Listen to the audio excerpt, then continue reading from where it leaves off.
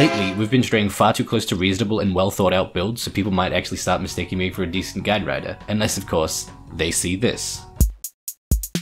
Spiritbreaker has pretty much been the exact same hero for years now. Sure, he had that one phase where he had extremely high attack speed, Mask of Madness were different, and his ult was uncancelable. The days of 10 bashes in a row, the days of a 65% average win rate, those dark days are beyond us. Now he's just receded into the corners just looking to be played at all. Treads, Earn, maybe a Piper or a BKB, pretty standard stuff. Too standard. And funnily enough, wrong. Okay, so Dodo buff's not really being helpful this episode. It says he's countered by everyone and yet he has a 55% win rate somehow. So from my own experience, Spiritbreaker is the king of countering split push, countering invis heroes and charging straight through a team in games where the most important target is in the back, like a sniper or a drow. But you already know this. You've been the sniper or drow in these situations. I've been the sniper or drow in these situations. On the flip side, any hero with a root or long juicy stun can keep Spiritbreaker down. Meepo's good. Underlord's very good. Just dramatically turn, give him a come at me bro, and just drop Pit of Malice in front of you as he gets to you. Instant stuns, that's the way. And maybe just to be safe, remove any red cosmetic items. Just to be safe. Okay, I'm whizzing past that stuff because this next portion is the important stuff. Everybody knows like approximately what Spiritbreaker spells do. On the surface they're really simple. A charge, a movement buff, a bash, an ult, and people just win accidentally with them just because even a bad player on Spiritbreaker can, you know, play pretty well. But we can do better. Here's the build. We take Spiritbreaker off lane, but in the grand scheme of the universe, technically we're on every lane. Charge of Darkness is the signature spell. I'll skim the stuff you already know. Some items cancel it. The ones that don't shorthand are pretty much any item that isn't targeted. So TP does cancel it. Armlet, BKB, Mask of Madness don't. Empowering Haste doesn't cancel it. Phase doesn't cancel it. But why would I mention that? I mean, Treads is what would be going, right? Well, with Greater Bash leveled, any unit that comes within 300 range of the charge is hit by a bash. This will be very important later, but it basically means any hero with a short range stun, Slardar, Centaur, Axe, cannot hit you with it before you hit them.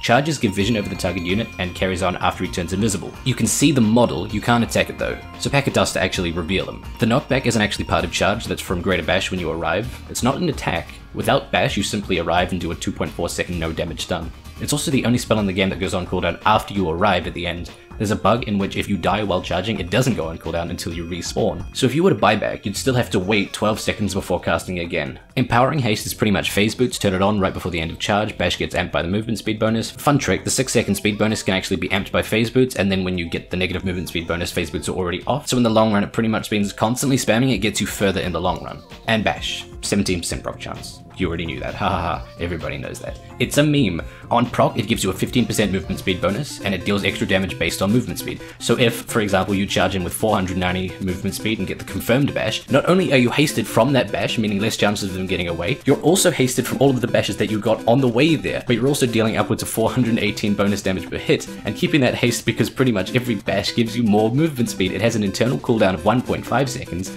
but lasts 1.6.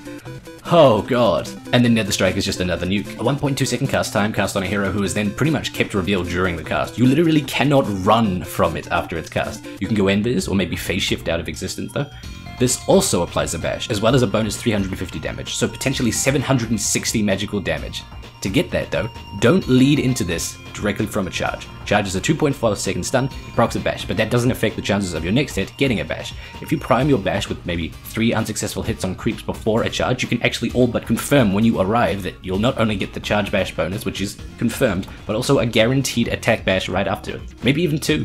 After hitting max speed, or right after they've gotten too far away, then close the distance again with Nether Strike. And yes, it can be used on couriers. I guess it's time. Yes, I'm about to advocate going phase boots on Spiritbreaker, a hero who needs attack speed, but I've got a pretty good reason. But first, start off with Tango, Stout, and one of them fancy orbs Vamses. No stats, no mana regen, we just TP back to base and charge right back on out there if we, need it. If you're playing against a lot of wards, buy a smoke, hide in trees, cast it, and then charge, usually mid's where I'd go. But pretty much this is standard. Get a Windlace if you can, and then get phase boots. Spiritbreaker is a hero with the second highest base attack time in the game, which basically means you need more attack speed items to achieve the same attack speed as a hero with a lower base attack time. That's what's happening to Alchemist when he casts his ult except backwards. It means that past any attack speed that's absolutely necessary, you're better off using your money to compensate in other departments, or circumnavigate an alternative solution, like an item that doesn't give any attack speed, but gives you more attacks. like Echo Saber. But with phase, through mid-game you can actually benefit more from the added damage, speed, and chase power you get from these, and you can activate them at the end of charge for an amplified bash and an amplified bonus movement speed right after. Echo Saber naturally just gives you stats regardless, but normal breakers get this anyway, so you already know. Extend with either a BKB or a Shadow Blade. Your aim is usually to charge the person in the back, ravaging everyone in front of them for your team to, clean up, but Spirit Breaker getting stunned during that pretty much kills you. BKB for stuns, Shadow Blade for a greedy eruption. And now that that's all done, I have to go sit down and try to forgive myself for making a Spirit Breaker guide.